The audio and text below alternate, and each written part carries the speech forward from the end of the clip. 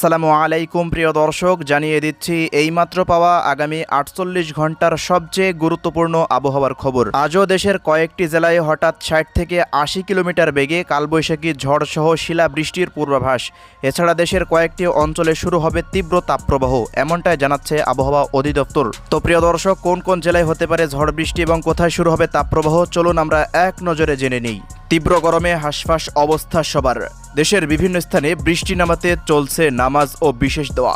তবে আবহাওয়ার বার্তায় উত্তর পূর্বাঞ্চলের কিছু অঞ্চল ছাড়া দেশের অন্যান্য জেলার জন্য বৃষ্টির কোনো সুখবর নেই।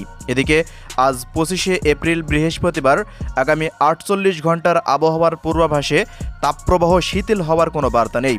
এ সময়ে জলীয় বাষ্পের আধিক্যের কারণে অস্বস্তি বিরাজ করতে পারে। আজকের আবহাওয়ার পূর্বাভাসে বলা হয়, লঘুচাপের বাড়তি অংশ পশ্চিমবঙ্গ ও তার কাছাকাছি এলাকায় অবস্থান করছে। এই অবস্থায় আগামী ২৪ ঘন্টায় দেশের উত্তর পূর্বাঞ্চলের সিলেট বিভাগের দু এক জায়গায় হঠাৎ কালবৈশাখী ঝড়সহ অস্থায়ীভাবে ৬০ থেকে ৮০ কিলোমিটার বেগে ঝড়ো হওয়া সহ বৃষ্টি অথবা বজ্রসহ বৃষ্টি হতে পারে।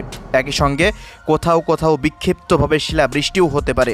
এছাড়া দেশের অন্যান্য জেলায় অস্থায়ীভাবে আংশিক মেঘলা আকাশসহ আবহাওয়া প্রধানত শুষ্ক থাকতে পারে। তবে এ সময়ে ঢাকা, খুলনা, রংপুর, রাজশাহী, বরিশাল, ময়মনসিংহ, সিলেট এবং চট্টগ্রাম বিভাগের বিভিন্ন জেলার ওপর দিয়ে বয়ে যাওয়া তাপপ্রবাহ অব্যাহত থাকতে পারে।